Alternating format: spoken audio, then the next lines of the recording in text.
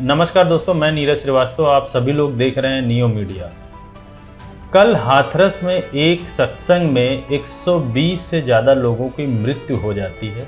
ये बहुत बड़ी और बहुत दुखद घटना है।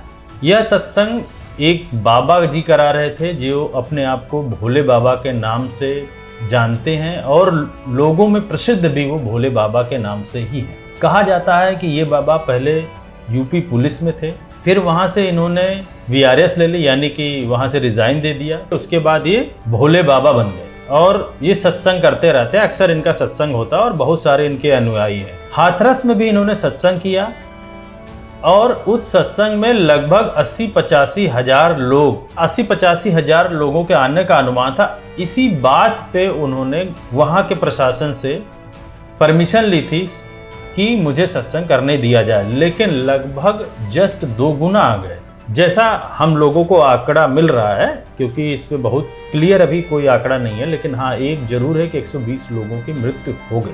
अब लोग ये जानना चाहते हैं कि बाबा की जिम्मेदारी है या जो उस पूरे सत्संग को करा रहे थे उसकी जिम्मेदारी।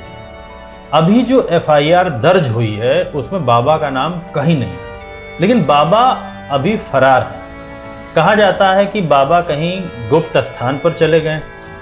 कुछ मीडिया का ये भी कहना है कि बाबा को पुलिस ने पकड़ लिया है, लेकिन वो ओपन इसलिए नहीं कर रही है कि लोग बहुत गुस्से में हैं। क्योंकि जब पुलिस प्रशासन वहाँ गई थी और वहाँ के नियर बाई जो हॉस्पिटल है, वहाँ के एकदम बगल में जो गवर्नमेंट का हॉस्पिटल है, वहाँ पे सिर्फ एक डॉक्टर था और वहाँ पे दवाई भी नहीं थी। अब आप सोचिए कि उत्तर प्रदेश के गवर्नमेंट हॉस्पिटल्स की क्या हालत है। अगर आपको याद हो, कोविड के टाइम में गोरखपुर में एक हादसा हुआ था, अगर आपको याद हो, तो वहाँ ऑक्सीजन ना मिलने से बच्चों की डेथ हो गई थी। कोविड में बहुत सारे लोगों की डेथ हो गई थी, मृत्यु हो गई थी। और तब भी यही क्वेश्चन उठा था, प्रश्न यही उठा था कि हमारे गवर्नमेंट के हॉस्पिटल्स में सुविधा क्यों नहीं है, जबकि सरकार आज की डेट में ये बोलती है कि हॉस्पिटल्स बहुत ज़्यादा बनाए जा रहे हैं, उसमें सुविधाएं बहुत रखी जा रही हैं। अगर सुविधा थी तो कल 110 लोग या 120 लोगों की मृत्यु कैसे हो जाती? चलिए हम ये मान सकते हैं कि एकाएक इतनी बड़ी भीड़ में लोग आने लगे और डॉक्टर्स कम पड़ गए, लेकिन जब डॉक्टर एक ही है तो कम पड़ना ही है। अगर दवा भी नहीं है तो मरना ही है लोगों को। लेकिन प्रशासन इस पे कोई भी संज्ञान नहीं लेता। ऐसी घटनाएं इसके पहले भी हो चुकी हैं, लेकिन कोई संज्ञान नहीं लेता। अब मजबूरी देश की ये है कि अगर बाबा के नाम पर कोई हार्ड वीडियो, कड़ा वीडियो कोई बना दे, कोई उनके ऊपर बाबा के नाम पे FIR कर दे, तो वो देश में सनातन धर्म का विरोधी हो जाएगा।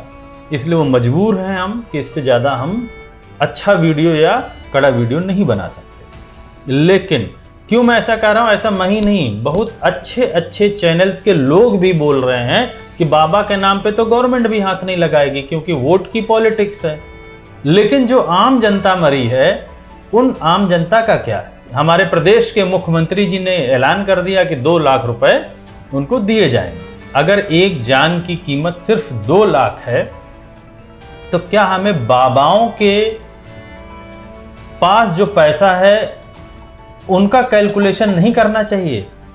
आज जो बाबा सत्संग कर रहे होंगे वो किसी AC में चलते होंगे, बड़ी बड़ी गाड़ियों में चलते हैं। अगर हम इन्हीं बाबा की बात करें तो ये पूरे काफिले के साथ चलते हैं, बड़ा से बड़ा चश्मा लगाते हैं, बढ़िया बढ़िया रेबैन का चश्मा लगाते भी होंगे, बड़ी गाड़ियों में टहलते होंगे। जब ये सत्संग करा रहे हैं या किसी ने सत्संग करवाया या कहीं भी सत्संग होता है, कोई भी सत्संग करने वाला आदमी बिना पैसे के सत्संग नहीं करता। अगर सत्संग कर रहा है तो एक तरीके से वो इवेंट है। क्या SOP फॉलो की गई थी कि इस सत्संग को कराने से पहले पंडाल कितना बड़ा बनना चाहिए? गर्मी का मौसम है, गर्मी के मौसम में पंडाल किस टाइप का होना चाहिए? किस तरीके का वेंटिलेशन होना चाहिए? इतनी बड़ी जनता आ रही है, 80,000 ही मैं मान लेता हूँ, 80,000 के जनता के आने के लिए पानी की सुविधा थी कि नहीं, सत्संग कितनी देर तक चलेगा, बाबा जी कितने बजे आएंगे, कितने बजे जाएंगे, उस बीच में बच्चे कितने आ रहे हैं, बूढ़ी औरतें कितनी आ रही हैं, कितनी ऐसी लेडीज़ भी होंगी जो प्रेग्नेंट होंगी, कितनी ऐसी लेडीज़ भी होंगी जिनके पास 1 महीने 2 महीने के बच्चे होंगे, वृद्धावस्था में मनुष्य भी, पुरुष भी आ रहे होंगे। क्या ये सारी चीज़ें लिस्ट आउट थीं? क्या इन सारी चीज़ों को पहले से ध्यान दिया गया था? क्या बाबा जब सत्संग कराने के लिए तैयार हैं, या कोई भी बाबा जो सत्संग कराता है, क्या इस तरीके के पानी की व्यवस्था, एक आदमी से दूसरे आदमी के बैठने के बीच की दूरी, एक रो से दूसरे रो के बैठने के बीच की दूरी, वेंटिलेशन, क्या इन सब की व्यवस्था थी? नहीं। अगर देखा जाए तो इन सब की कोई व्यवस्था नहीं। इस तरीके की घटनाएं होती हैं तो आपके पास एम्बुलेंस पहले से थी कि नहीं थी? क्या लोकल में वहाँ डॉक्टर रखा जा सकता है? बाबा के पास अगर गनर रह सकते हैं, सिक्योरिटी का आदमी रह सकता है, बाबा को सत्संग ही करना है, तो बाबा का अपना एक पोर्टेबल हॉस्पिटल भी तो चलना चाहिए। लेकिन नहीं, हमारे देश में ये क्वेश्चन सिर्फ इंडस्ट्रियलिस्ट से पूछा जा सकता है।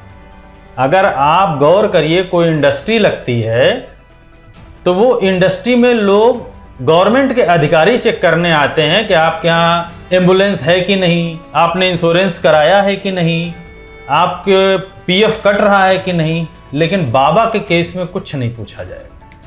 यही देश की विडंबना है। लेकिन बाबा क्या, ऐसे बहुत सारे कथावाचक हैं जो 10-10 लाख रुपए लेके कथा बाचने का काम करते हैं। हो सकता है उनके इनकम भी टैक्स फ्री हो, लेकिन कोई ये पूछने वाला नहीं, क्योंकि ये वोट पॉलिटिक्स है। हिंदू भड़क जाएगा, हिंदू नाराज हो जाएगा। लेकिन आज अगर पूछा जाए, इतनी बड़ी इंडस्ट्री, हम 5वीं अर्थव्यवस्था बन गए, वहां इस तरीके की छोटी सी व्यवस्था नहीं है। और अगर ये घटनाएं बहुत बार हो चुकी हैं तो सत्संग की परमिशन ऐसी जगह क्यों नहीं दी जाती है जहां पुलिस भी हो बगल में, जहां हॉस्पिटल्स भी हो, या गवर्नमेंट बना दे ऐसी जगह कि यहाँ सत्संग यहीं कराया जाएगा और इसके बगल में हॉस्पिटल होगा, पुलिस महकमा होगा, एम्बुलेंस रखी होगी, कल को कोई घटना हो सकती। लेकिन ऐसा एसओपी पता नहीं है कि नहीं। हमारा चैनल बहुत छोटा है, इसलिए इतनी बड़ी जानकारी हमारे पास नहीं है। लेकिन ये बड़ा दुखद है। आज हम अपने इस वीडियो के अंत में ये कह भी नहीं सकते कि बड़ा दिलचस्प होगा कि इस मुद्दे पर हम निगाह लगाएं। हमें बड़ा दुख है कि हम इस मुद्दे पर निगाह लगा कर रखें। लेकिन हाँ, हमारी टीम रहेगी, हम आप तक इस घटना की सारी जानकारी बहुत शालीनता से आप तक पहुंचाने की कोशिश करेंगे। धन्यवाद।